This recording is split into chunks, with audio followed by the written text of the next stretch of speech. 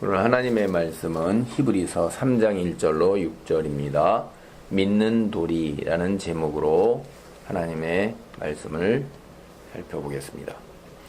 예수님께서 역사적으로 이 땅에서 살았던 사람이라는 것을 믿지 못하는 사람은 없습니다. 예수님을 상상으로 만들어낸 사람이라고 말하는 사람은 없습니다. 세상의 모든 사람들이 성탄절, 즉 크리스마스를 예수님이 태어난 날이라고 믿습니다.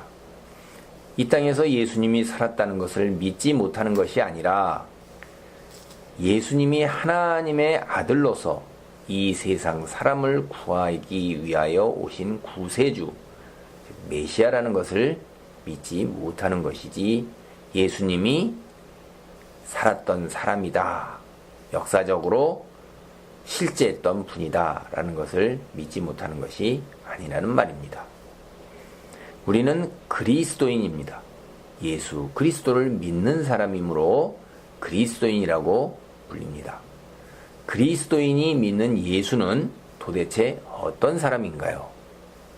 신약 성경은 예수 그리스도가 구세주라는 사실을 증거하고 있습니다. 오늘 본문 히브리서 3장 1절로 6절 역시 그러합니다. 그런데 오늘 본문은 예수님이 구세주 되신 것을 조금은 다른 면에서 살펴보고 있습니다. 첫째, 하나님은 예수님을 통해 우리를 하나님의 가족으로 선택하시고 하나님의 가족으로 삼으셨습니다. 성경을 보면 하나님을 비유적으로 표현하고 있는 것들이 많이 나와요. 아버지, 왕, 도자기를 빚는 장인, 목자 또는 의로운 재판관, 이런 비유적 표현으로 하나님을 갖다가 이야기하고 있습니다. 그런데 오늘 히브리서 본문은 하나님을 집주인으로 비유하고 있습니다. 우리가 창세기 1장 1절을 통해 익히 아는 바와 같이 창조주 하나님이 온 우주를 창조하시고 주인이 되십니다. 하나님께서 우주를 창조하셨기에 온 우주가 다 하나님의 집이 되는 셈입니다. 그런데 하나님께서 예수님을 통해 새로운 집을 세우셨습니다. 여기서 집이라는 말은 그 성경의 원어의 뜻, 그 원래 성경의 그 말의 뜻을 따르면 가족, 가정, 이런 것을 뜻하는 말입니다. 히브리서 3장 6절입니다. 그리스도는 하나님의 집을 맡은 아들로서 그와 같이 하셨으니 우리가 소망의 확신과 자랑을 끝까지 굳게 잡고 있으면 우리는 그의 집이라. 소망의 확신과 자랑을 끝까지 굳게 잡고 있는 그리스도인은 하나님의 가족입니다. 여기서 소망이라는 말이 뜻하는 것은 세상이 아닌 하나님 나라에서 주어지는 칭찬과 영광과 존귀와 상급, 영원한 생명에 대한 소망인 것입니다. 이 세상에서 그리스도인으로 살아가는 것은 쉽지 않은 자기와의 싸움입니다. 이 세상에서 육체로 살아가는 우리가 세상 사람들이 원하는 돈과 쾌락과 명예와 세상 자랑을 하나님보다 우선순위에서 뒤로 하고 조금 더 나아가서 이런 것들을 내려놓고 살아간다 하는 것, 이거 매우 고단한 삶입니다. 하나님의 말씀을 따라 순종하는 것을 우선적으로 앞세우면서 살아가는 것, 이것이 현실적으로 쉽지 않다는 말입니다. 성경을 보아도 적지 않은 사람들이 장차 주어지는 것보다도, 소망을 갖고 사는 것보다도 지금 당장 이 세상에서 육체로 현실로 겪게 되는 것들에 넘어지고 실패하고 그런 것을 봅니다. 그것을, 세상의 것들을 더 중요하게 생각했다 이 말입니다. 구약 성경에서 이스라엘 최초의 왕으로 세워졌던 사울 역시 현실에서 위기를 느끼자 하나님의 말씀에 순종하지 않고 직접 자신이 문제를 해결하고자 스스로 제사장 역할을 했습니다. 이것을 사무엘이 꾸짖습니다. 사무엘상 13장 5절로 13절 말씀입니다. 블레셋 사람들이 이스라엘과 싸우려고 모였는데 병거가 3만이요 마병이 6,000명이요 백성은 해변에 모래같이 많더라. 그들이 올라와 베다웬 동쪽 믹마스에 진침해 이스라엘 사람들이 위급함을 보고 절박하여 굴과 수풀과 바위 틈과 은밀한 곳과 웅덩이에 숨으며 어떤 히브리 사람들은 요단을 건너 갓과 길르앗 땅으로 가되 사울은 아직 길갈에 있고 그를 따른 모든 백성은 떨더라. 사울은 사무엘이 정한 기한대로 이레 동안을 기다렸으나 사무엘이 길갈로 오지 아니하매 백성이 사울에게서 흩어지는지라. 사울이 이르되 번제와 화목제물을 이리로 가져오라 하여 번제를 드렸더니 번제를 드리기를 마치자 사무엘이 온지라. 사울이 나가 맞으며 문안하매 사무엘이 이르되 왕이 행하신 것이 무엇이냐 하니 사울이 이르되 백성은 내게서 흩어지고 당신은 정한 날 안에 오지 아니하고 블레셋 사람은 믹마스에 모였음을 내가 보았으므로 이에 내가 이르기를 블레셋 사람들이 나를 치러 길갈로 내려오겠거늘 내가 여호와께 은혜를 간구하지 못하였다 하고 부득이하여 번제를 드렸나이다 하니라. 사무엘이 사울에게 이르되 왕이 망령되이 행하였도다. 왕의 하나님 여호와께서 왕에게 내리신 명령을 지키지 아니하였도다.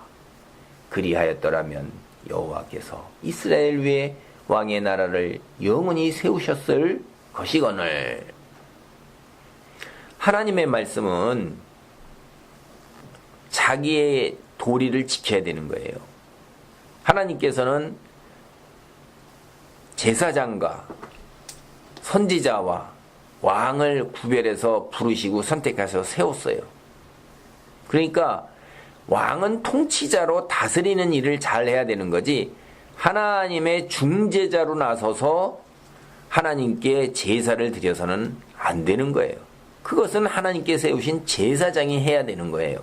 그러니까 사무엘만이 할 수 있는 것을 자기가 지금 당장 블레셋 사람들의 위험이 눈앞에 있고 백성들이 흩어지니까 주제넘게 하나님께서 말씀하신 대로 순종하고 기다리지 아니하고 자기가 나서 가지고선 사람들의 마음을 갖다가 편안을 주려고 위로하고 자기에게 뭉치게 하려고 하나님께 번제를 드린 거예요. 드리자마자 사무엘이 왔잖아요. 그러니까 조금만 기다렸으면 되는 거예요.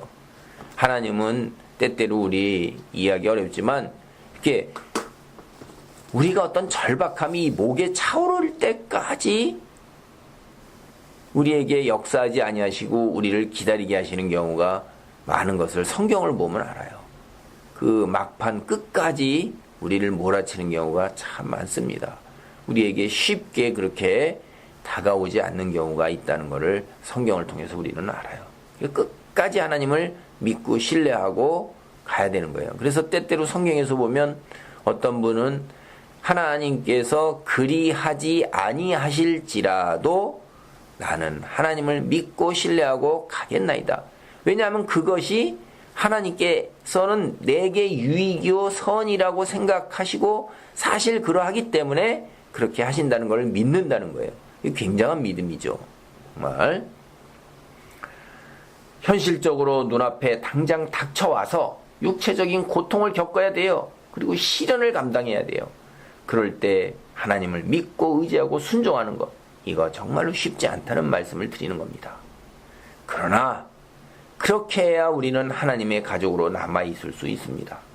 사울이 하나님께서 이제 왕에서 버리시는 것처럼 우리가 하나님을 끝까지 믿고 의지하고 순종하지 않는다면 하나님의 가족으로 남아있을 수 없습니다. 하나님의 가족이 되어서 영원한 생명을 얻게 된 것, 이것을 자랑스럽게 생각하면서 믿음 안에 거할 수 있어야 합니다. 그런데 하나님께서 우리를 하나님의 가족으로 삼으신 이유가 무엇일까요? 하나님께서는 성부, 성자, 성령 삼위 하나님께서 서로를 사랑하면서 함께 살아가시는데 이러한 모습이 우리가 사는 이 세상에서도 그대로 이루어지기를 바라셨습니다. 하나님께서 창조하신 이 세상 역시 삼위 하나님께서 함께 존재하시는 하늘나라의 모습 그대로 똑같이 이 세상, 이 땅에서도 이루어지기를 바라신 것입니다. 다시 거듭 반복하면 하늘나라에 계신 삼위 하나님 사이의 충만한 사랑이 인간이 사는 이 세상에서도 그대로 이루어지기를 바라신 거예요. 그래서 세상의 사람들이 서로를 이해하고 서로를 존중하고 서로를 배려하면서 평화롭게 살아가는 모습으로 드러나는 것, 이 세상이 하늘나라와 마찬가지로 되는 것, 하늘나라의 성삼위 하나님의 사랑이 충만한 것처럼 여기에서도 사랑이 충만하기를 바라신 것입니다. 그래서 우리를 하나님의 가족으로 삼으신 것입니다. 둘째, 하나님은 예수님을 통해 가정을 세우셨습니다. 하나님께서 예수님을 통해 그리스도인 공동체 교회를 이루어 내셨다는 말입니다.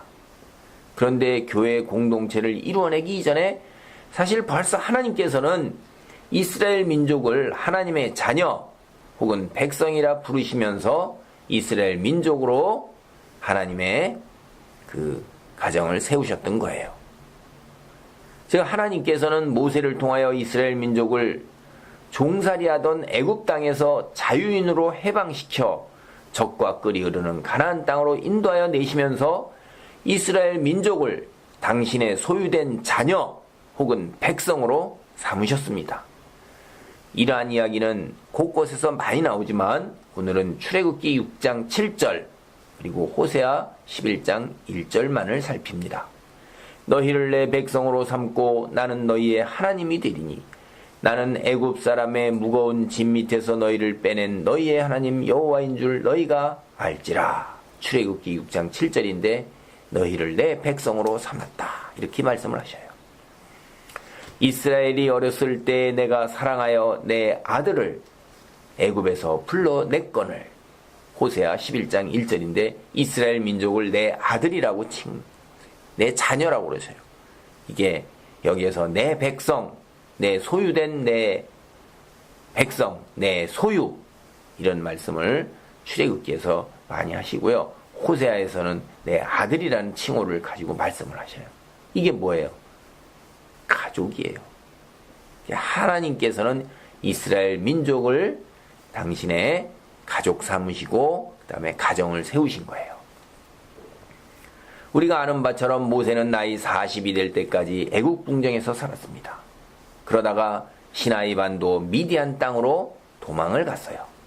거기서 목자로 40년 동안을 살다가 나이 80세가 되어서야 하나님의 부르심을 받았습니다. 그래서 그 하나님께서 주신 소명대로 이스라엘 민족을 가나안 땅으로 이끌어 냈습니다. 그는 이 과정에서 하나님께 헌신적으로 충성을 다한 하나님의 종인 것입니다. 히브리서 3장 2절로 5절 말씀이 그것을 이야기하고 있습니다. 그가 자기를 세우신 이에게 신실하시기를 모세가 하나님의 온 집에서 한 것과 같이 하셨으니 그는 모세보다 더욱 영광을 받을 만한 것이 마치 집 지은 자가 그 집보다 더욱 존귀함 같으니라. 집마다 지은 이가 있으니 만물을 지으신 이는 하나님이시라. 또한 모세는 장래에 말할 것을 증언하기 위하여 하나님의 온 집에서 종으로 신실하였고. 모세는 하나님의 집에서 종으로서 하나님께서 부르신 소명을 신실하게 감당하였습니다. 모세가 이스라엘 민족을 하나님의 가족으로 삼아 하나님의 가정을 세우는 일에 헌신한 것은 장차 예수님께서 인류를 구원하여 하나님의 가족으로 삼아 하나님의 가정을 세우는 일에 그림자였던 것입니다. 모형이라는 거예요. 예표라는 거예요. 나타내는 것이라는 거예요. 미리. 히브리서에서 모세는 장래에 말할 것을 증언하기 위하여 하나님의 온 집에서 종으로 신실하였다 하는 것, 바로 모세의 사역, 헌신이 예수님의 사역과 헌신의 그림자요 모형이요 예표했다는 것을 말하는 것입니다. 예수님은 하나님이시면서 하나님의 아들로서 창조 때부터 계신 분이십니다. 그리고 하나님과 함께 직접 창조에 참여하신 분입니다. 골로새서 1장 15절로 16절 말씀입니다. 그는 보이지 않은 하나님의 형상이시요 모든 피조물보다 먼저 나신 이시니 만물이 그에게서 창조되되 하늘과 땅에서 보이는 것들과 보이지 않는 것들과 혹은 왕권들이나 주권들이나 통치자들이나 권세들이나 만물이 다 그로 말미암고 그를 위하여 창조되었고, 예수님은 하나님의 형상이십니다. 그리고 온 세상 만물은 예수님에게서 창조되었습니다. 우리 눈에 보이는 이 세상의 만물과 왕권, 주권, 통치자, 권세까지도 예수님에게서 창조되었다는 것입니다. 심지어 이 세상이 아닌 보이지 않는 세상, 하늘나라에 있는 것들까지도 예수님에게서 창조되었습니다. 하나님께서는 창세전부터 인류를 구원하실 계획을 마련하시고 이를 예수님을 통해 이루어내시고자 했습니다. 예수님께서는 하나님 말씀에 순종하여 하늘나라에서 이 세상의 낮고 천한 자리, 인간의 모습으로 오신 것입니다. 그리고 인류의 죄를 대신해서 짊어지고 십자가에서 희생제물이 되어 돌아가셨습니다. 예수님께서 인류의 죄를 대신하여 돌아가심으로 인해 이제 인류는 하나님께 지은 죄를 용서받고 구원을 받을 길이 열렸습니다. 하나님께서 보내신 예수님을 구세주로 믿을 때 우리는 우리의 죄를 용서받을 수 있게 되었습니다. 예수님이 창세전부터 마련하신 인류 구원 계획이 예수님께서 하나님께 신실하게 순종함으로 완성된 것입니다. 예수님을 믿는 그리스도인은 하나님의 가족이 되었습니다. 히브리서 3장 1절 또한 이 사실을 증거하고 있습니다. 그러므로 함께 하늘의 부르심을 받은 거룩한 형제들아, 우리가 믿는 도리의 사도이시며 대제사장이신 예수를 깊이 생각하라.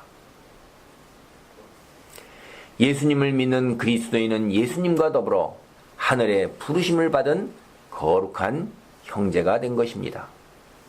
예수님과 더불어 한 형제가 된 것은 히브리서 2장 11절에서 예수님께서 그리스도인을 형제라 부르시기를 부끄러워하지 않으신다는 말씀에서도 이미 확인한 바 있습니다.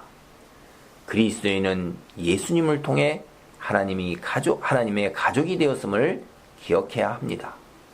그리스도인은 우리가 믿는 하나님의 사도 되시며 동시에 우리 죄를 대속하신 대제사장이십니다. 우리는 예수님에 관한 이 점에 관해서 깊이 생각하면서 진리의 심오한 말씀을 깨닫고 말씀만을 의지하고 말씀을 따라 살면서 하나님 가정 안에 하나님 자녀 된 자로서 세상과 구별된 거룩한 삶을 살아야 합니다.